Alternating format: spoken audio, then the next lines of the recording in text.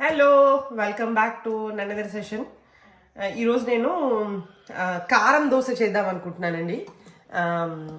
So I think dosa batter ఎట్లా చేసుకోవాలో నేను ప్రీవియస్ వీడియోలో కూడా చెప్పాను. నేను మోస్ట్ ఆఫ్ దీస్ డేస్ నేను ఇడ్లీ రైస్ వాడతాను. సో ఫస్ట్ డే ఇడ్లీ పెడతాను, సెకండ్ డే నుంచి దోశలకు వాడతాను.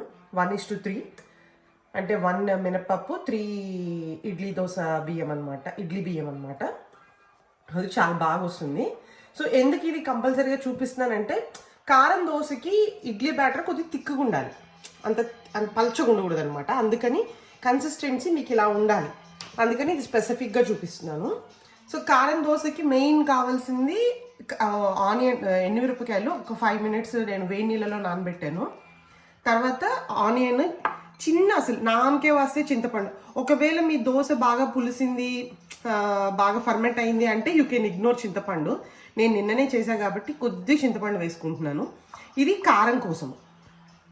సో ఈ కారానికి సప్లిమెంట్ ఏంటంటే పల్లిపొడి. పల్లిపొడి ఏం చేస్తుందంటే ఈ కారాన్ని కొద్దిగా మనకి సాఫ్టన్ చేసి మనకి మంచిగా టేస్టీగా అనిపిస్తుంది అనమాట. కొద్దిగా పప్పుల పొడి అంతే, కొద్దిగా ఒక హ్యాండ్ఫుల్ పప్పులు తీసుకొని, ఒక స్పూన్ జీలకర్ర, ఒక స్పూన్ సాల్ట్, ఒకటి గార్లిక్ వేస్తున్నాను నేను. ఇది పప్పుల పొడి రెడీ అయిపోతుంది. దీనికి కాంబినేషన్ బొంబాయి చట్నీ. సో మేమైతే ఇడ్లీకి వాడతాము, దీన్ని పూరీకి వాడతాము. అంటే కన్సిస్టెన్సీ మారుతుంది, దాంట్లో వాడే ఇంగ్రీడియంట్స్ మారుతాయి. కానీ చట్నీ మటుకు మోస్ట్ ఆఫ్ ద టిఫిన్స్లో మాకు ఇది చాలా కామన్, మస్ట్ అనమాట. సో దీనికి ఇది మస్ట్ ఎందుకంటే ఆల్రెడీ పప్పుల పొడి చాలా స్పైసీగా ఉంటుంది, ఆల్రెడీ కారం చాలా స్పైసీగా ఉంటుంది. దానికి మళ్ళీ మీరు పల్లి చట్నీ, సాంబారు, తర్వాత అల్లం చట్నీ ఏదైనా తింటే అది ఇంకా యాడ్ ఆన్ అయిపోయి మీకు టేస్ట్ మిస్ అవుతారు అనమాట. సో దానికోసం కారం చట్నీకి బొంబాయి చట్నీ మస్ట్. ఇది ఎట్లా కొద్దిగా బ్లాండ్గా ప్లెయిన్గా ఉంటుంది. సో మీ కారంని ఎన్హాన్స్ చేస్తుంది, కారంని పల్లీల్లో ఉన్న ఫ్లేవర్ ఎన్హాన్స్ చేసి ఇది కొద్దిగా ఇది మీకు యాడ్ ఆన్ లాగా ఉంటుంది తప్ప ఇది మీకు సబ్స్టిట్యూషన్ లాగా ఉంటుంది తప్ప డామినేట్ చెయ్యదు. అందువల్ల కారం దోశకి బొంబాయి చట్నీ కంపల్సరీ, చాలా బాగుంటుంది. మీకు వేరే చట్నీలో ఇష్టమైతే అది కూడా ట్రై చేయొచ్చు, నో వరీస్. సో ఈ ఇంగ్రీడియంట్స్తో మనం దోశ స్టార్ట్ చేసుకుంటాము. నేను మళ్ళీ ఒకటి గ్రైండ్ చేసిన తర్వాత చూపిస్తాను. ఓకే అండి, బొంబాయి చట్నీ స్టార్ట్ చేస్తున్నా. దోశ చట్నీ, కొద్దిగా మినపప్పు, ఆవాలు, కొద్దిగా జీలకర్ర,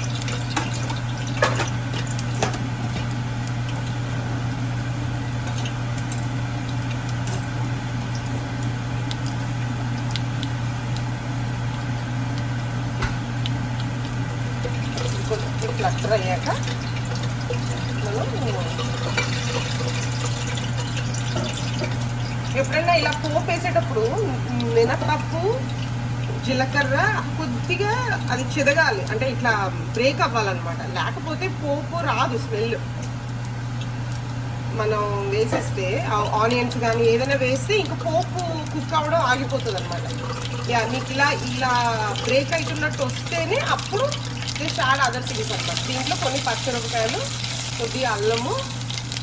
దీంట్లో ఉల్లిపాయలు వేయక్కర్లేదండి, ఎందుకంటే ఆల్రెడీ మనకి ఆనియన్ కారంలో, దోశ కారంలో ఆనియన్ ఉంటుంది కాబట్టి ఇంకా మనం దీంట్లో మళ్ళీ విడిగా కారం వేయక్కర్లేదు. ఓకే, ఉల్లిపాయలు వేయక్కర్లేదు. ఇది కొద్దిగా సపోర్టింగ్ టు ద ఒరిజినల్ కారం చట్నీ అనమాట. అందుకే దీంట్లో మనం ఏమి టమాటోలు ఏమీ వేయము. అదే ఇడ్లీకి కానీ మామూలు ప్లెయిన్ దోశకి వేసేటప్పుడు మంచిగా ఆనియన్స్, మేము దోశకి వేసేటప్పుడు అయితే పొటాటో కూడా వేస్తాము. కొద్దిగా ఆనియన్, పొటాటో నేను వేరే వీడియోలో కూడా చూపించాను, కావాలంటే అది కూడా చూడండి. కారం దోశకి మటుకు ప్లెయిన్గానే ఉండాలి. ఓకే,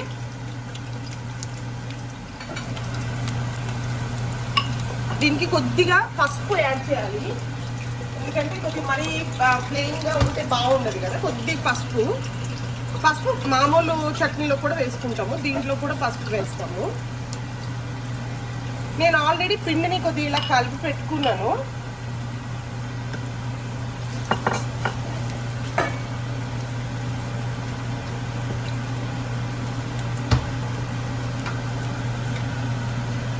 దీనికి సరిపడా ఉప్పు వేసుకొని పిండిలోనే కలిపేసుకొని దీంట్లో వేసేయడమే.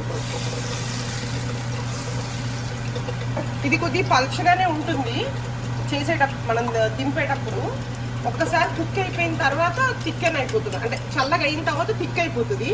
సో మీరు దింపేటప్పుడు చూసుకోవాలి ఎప్పుడు దింపాలి అని. సో ఇప్పుడు కుక్ అవుతుంది కదా, ఒక నిమిషం ఒక్క పొంగు వస్తే చాలా ఆపేయచ్చు. సో చట్నీ చూసారండి, కొద్దిగా థిక్ అవుతుంది కదా, ఇది ఈ మాత్రం థిక్కన్ ఉంటే చాలు, ఎందుకంటే మనకి చల్లగా అయినాక ఇది ఇంకా గట్టిగా అయిపోతుంది అనమాట. ఇక్కడ ఆఫ్ చేసేవచ్చు. మేక్ షూర్ చట్నీ ఉడకాలి, లేకపోతే పిండి వాసన వస్తుంది. ఓకే, మీరు కంపల్సరీగా ఏదో ఇట్లా వదిలేయకుండా మీరు వేసినప్పుడు కాకుండా కొద్దిగా థిక్గా అయినట్టు చూసుకోండి. ఓకే ఓకే, మరి చట్నీ అయిపోయింది. మనము దోశ స్టార్ట్ చేద్దాం. కొత్తిమీరతో క్లోజ్ చేస్తున్నానండి చట్నీని. ఇంకా ఈ చట్నీ అయిపోయింది. చట్నీ మన కారము పల్లి పొడి, దోశ కూడా వేడి చేసి తాను కూడా వేడి చేసి పెట్టుకున్నాను. All are ready. సో నేను అనదర్ మోస్ట్ ఇంగ్రీడియంట్ అని చెప్పను, బట్ గుడ్ ఇంగ్రీడియంట్ ఏంటంటే నెయ్యి. అది కూడా ఉంటే బాగుంటుంది కారం దోశ, అందుకని నెయ్యి కాచుకున్నాను ఇప్పుడే. సో ఇప్పుడు ఫస్ట్ మనం కారం దోశకు ఇంకో ఇంపార్టెంట్ పాయింట్ ఏంటంటే అండి, పల్చగా వేయకూడదు. దోశ చాలా తిక్కుగా ఉండాలన్నమాట. ఆల్రెడీ ఇందాక కలిపేటప్పుడు చెప్పాం కదా, దోశ తిక్కుగా ఉండాలి. సో ఇప్పుడు చాలా చాలా చాలా ప్రతి ఫ్యామిలీలో రకరకాల వెరైటీస్ ఉంటాయి కదా, కానీ కొంతమంది కుకింగ్ చూసినప్పుడు అంటే నాకు పర్సనల్గా నవ్వొస్తుంది అనమాట. ఎట్లా అంటే ఇప్పుడు దోశ వేసుకునేటప్పుడు దోశ ఎప్పుడు టర్న్ చేయకూడదు. మీరు టర్న్ చేశారు అంటే ఆ దోశ క్రిస్పీనెస్ పోతుంది అనమాట, సాఫ్ట్ అయిపోతుంది. ఓకే, బిర్యానీలో టమాటోలు వేయటము, చికెన్ కర్రీల్లో, మటన్ కర్రీల్లో, సో అవన్నీ ఏంటంటే అక్కడ తెలిసిపోతుంది మనకు ఆ మెచ్యూరిటీ ఆఫ్ కుకింగ్ అనేది. సో దోశ చేసినప్పుడు టర్న్ అస్సలు చేయకూడదు. ఓకే, చాలా కేర్ఫుల్గా. మీకు క్రిస్పీ దోశ కావాలనుకుంటే, మీరు మామూలుగా పర్లేదు కొద్దిగా మెత్తగా సాఫ్ట్గా దోశ కావాలనుకుంటే you can turn here and there. ఇలా థిక్గా వేసుకున్నప్పుడు కొద్దిగా టైం పడుతుంది కాబట్టి పైన మీరు లిడ్ క్లోజ్ చేయడం కూడా అడ్వైజబుల్. మీరు ఎంత థిక్గా వేసుకున్నారో దాన్ని బట్టి ఉంటుంది. ఇక్కడ అంచుల్లో మంచిగా ఇట్లా నెయ్యి వేసుకొని ఇప్పుడు దీనిపైన కారం స్ప్రెడ్ చేసుకోవాలి. 1 స్పూన్ చాలండి, బాగానే కారం వస్తుంది. అన్లెస్ మీరు ఆయన ఓకే అనుకుంటే తక్కువ. ఇది కొద్దిగా మెత్తగానే ఉంటాయి ఈ దోశలు, క్రిస్పీగా ఉండవు, ఎందుకంటే ఇది కొద్దిగా కార పిండి అయిపోతుంది కదా. దీనిపైన కొద్దిగా పప్పుల పొడి,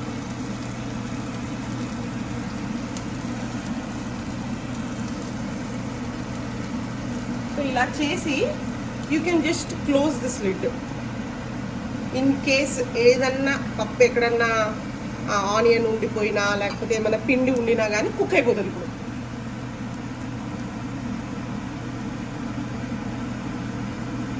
ఇది ఇట్లాగా స్లోగా కుక్ అయిన తర్వాత నేను మళ్ళీ చూపిస్తాను. మొత్తం పైన అంతా కూడా కుక్ అయిపోయింది. So just hold it. ఇది ఈజ్ యువర్ కారం దోశ. ఇంకో దోశ వేస్తున్నా జస్ట్ ఫర్. ఇలాగా పెద్దగా ఏం స్ప్రెడ్ చేయొద్దు, చిన్నగా ఎండ్ వరకు వేసేయొద్దు. ఎండ్ వరకు వేసినా కానీ బాగోదు. ఓకే, ఇక్కడి వరకు వచ్చింది కదా. ఇప్పుడు కొద్దిగా ఆయిల్ కూడా వేస్తున్నాను, అంచులు అన్నమాట ఆయిల్ వేస్తున్నాను. ఓకే, కొద్దిగా అయిన తర్వాత అప్పుడు మనం కారం పెట్టి మధ్యలో నెయ్యి వేద్దాం.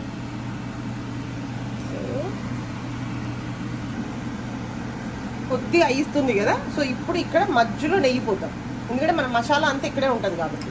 సో ఈ నెయ్యి వేసిన ప్లేస్లో మసాలా వేసుకుంటాం. మసాలా నెయ్యి కొద్దిగా సప్రెస్ కూడా చేస్తుంది కారాన్ని, ప్లస్ అది ఉడికినప్పుడు మంచి టేస్ట్ వస్తుంది అన్నమాట నెయ్యిలో ఉడికినప్పుడు. మీకు మంచి కాశ్మీరీ మిరపకాయలు ఉన్న కారం పొడి ఉంటే ఇంకా ఇంకా రెడ్ కలర్ వస్తుంది. కొద్ది పప్పు పొడి.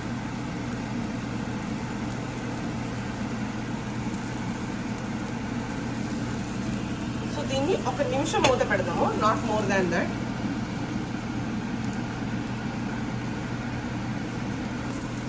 ఓకే, ఐ థింక్ మన దోశ రెడీ అయిపోయింది. యాక్చువల్గా మీరు మూత పెట్టుకోకపోయినా పర్వాలేదండి, దోశ బాగానే కుక్ అయిపోతుంది. ఓకే, ఇది యువర్ కలర్ఫుల్ యమ్మీ యమ్మీ కారం దోశ.